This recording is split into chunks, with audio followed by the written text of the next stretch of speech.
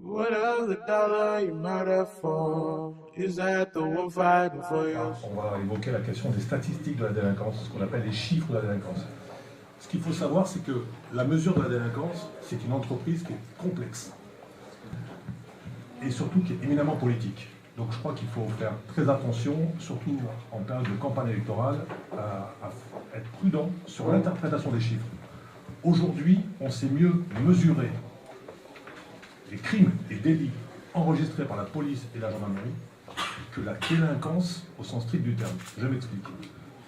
Actuellement, les chiffres qui sont recueillis par la police nationale et la gendarmerie se font à partir d'un logiciel qui s'appelle le logiciel 4001, qui recense les crimes et délits contre les personnes et contre les biens, et il est beaucoup plus difficile de savoir ce qu'est la délinquance réellement, tout simplement parce que de nombreuses infractions échappent à la connaissance de la police. Un exemple tout simple, notamment sur les agressions sexuelles. On sait que grosso modo, c'est une estimation, seuls 20% des infractions sexuelles, que ce soit des viols, que ce soit des exhibitions ou autres types d'infractions de ce genre, sont portées à la connaissance de la police, font l'objet d'une plainte. Donc, il y a une distorsion, un écart entre ce qu'on appelle la délinquance enregistrée de la délinquance réelle, celle qui est vécue par la population. Voilà, ça c'est une première chose. C'est la raison pour laquelle, depuis quelques années, l'Observatoire national de la délinquance et des réponses pénales a mis en place ce qu'on appelle les enquêtes de victimation.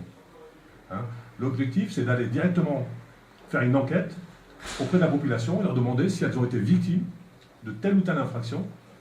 Et donc ces résultats sont coupés avec les chiffres du 4001 et on a un aperçu à peu près global.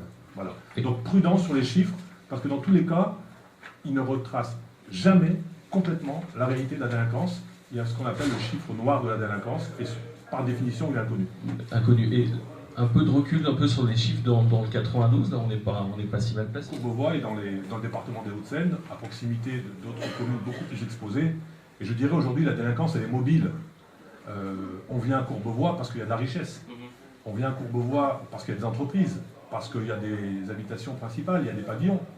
Et donc, on a une délinquance qui est relativement maîtrisée, aussi bien en ce qui concerne les infractions contre les personnes que contre les biens. Mais je peux vous dire, quand on regarde les chiffres qui sont décrits par les statistiques issues du logiciel 4001, on a une délinquance qui est relativement maîtrisée à Courbevoie. D'accord.